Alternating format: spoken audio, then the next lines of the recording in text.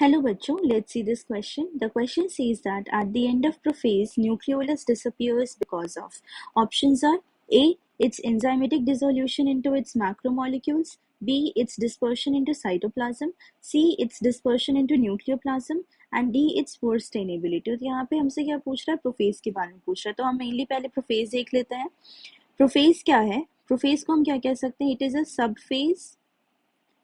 a subphase of M phase of cell cycle, that is mitotic phase of cell cycle. ठीक है, तो ये क्या होता है? जैसे मान लो कि ये हमारा सेल है, ठीक है, ये हमारा सेल है और ये क्या है? न्यूक्लियर एनवेलप है या न्यूक्लियर मेम्ब्रेन है जिसके अंदर न्यूक्लियोलस प्रेजेंट है और न्यूक्लियोप्लाज्म भरे हैं. ठीक है, न्यूक्लियोप्लाज्म फ्लूइड भरा है. बाहर क्या है? बाहर तो हमारा साइटोप्लाज्म भरा है. ठीक है, साइटोप्लाज्म फिल्ड सेल होती है. ठीक है, और ये क्या हो गया? हमारा सेंट्रोजोम है जिससे क्या है? स्पिंडल फाइबर्स रिलीज हो रहे हैं. ठीक है, ये स्पिंडल फाइबर्स अराइज हो रहे हैं. तो प्रोफेज में क्या क्या होता है? मेनली अगर हम पॉइंट्स देखें तो क्या होता है? कंडेंसेशन ऑफ क्रोमोसोम होता है. Condensation of chromosomes. ठीक है, पहला तो ये होता है. दूसरा क्या होता है? स्पिंडल फाइबर का फॉर्मेशन. Spindle fibres formation. ठीक है, थर्ड पॉइंट क्या होता है? Nuclear envelope breaks down. ठीक है, न्यूक्लियर एनवेलप ब्रेक्स डाउन. और चौथा पॉइंट क्या होता है? Nucleolus disappears. तो ये सारे एंड ऑफ प्रोफेज का पॉइंट्स है. ठीक है, तो क्या होता है कि न्यूक्लियर एनवेलप क्या लिखा है कि यहाँ पे ब्रेक डाउन हो जाता है. तो जब ये ब्रेक डाउन हो जाता है तो न्यूक्लियोलस एंड न्यूक्लियोप्लाज्म क्या है? साइटोप्लाज्म में डिस्पर्स कर जाते हैं.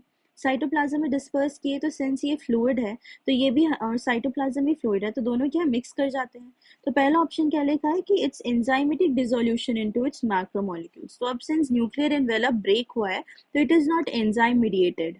ठीक है, ये एंजाइम मीडिएटेड प्रोसेस नहीं है. ठीक है, न्यूक्लियर एनवेलप जस्ट ब्रेक हुआ है और इनकी कंटेंट्स जो है रिलीज हो गए हैं जिसमें से न्यूक्लियोलस भी रिलीज हुआ है.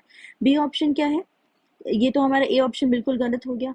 बी ऑप्शन क्या है? It's dispersion into cytoplasm. अब जो भी न्यूक्लियोप्लाज्म कंटेंट्स है, न्यूक्लियोलस है, ये सारी चीजें साइटोप्लाज्म में डिस्पर्स कर रही हैं क्योंकि न्यूक्लियर एनवेलप तो हमारा ब्रेक हो गया.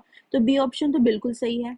ठीक है, सी क्या है? It's dispersion into nucleoplasm. अब सिंस न्यूक्लियर एनवेलप के अंदर हमारा न्यूक्लियोप्लाज्म फिल्ड है, ठीक है, और न्यूक्लियर एनवेलप ब्रेक हुआ है, तो न्यूक्लियोप्लाज्म साइटोप्लाज्म में डिस्पर्स हुआ है, ना कि कोई चीज न्यूक्लियोप्लाज्म में डिस्पर्स हुई है. तो सी ऑप्शन भी बिल्कुल गलत है. डी क्या है? It's poor stainability. अब क्या है? स्टेनिंग प्रोसीजर तो क्या है? मैन मेड है. स्टेनिंग प्रोसीजर सिंस सेल खुद से नहीं करता, स्टेनिंग प्रोसीजर तो मैन मेड है, तो ये भी प्रोसेस हम नहीं कर रहे हैं. न्यूक्लियोलस क्या है? डिस्पर्स हो रहा है सीधा साइटोप्लाज्म में, और ये क्या है? फ्लूइड फिल्ड है और वो जाकर के साइटोप्लाज्म में डिस्पर्स हो रहा है, तो जिसके कारण कंटेंट्स मिक्स हो जा रहे हैं, इसलिए वो डिसअपियर हो जा रहा है. तो डी ऑप्शन भी बिल्कुल गलत है. तो हमारा करेक्ट ऑप्शन क्या है? B, that is its dispersion into cytoplasm. Hope you have understood the concept. All the best. Thank you.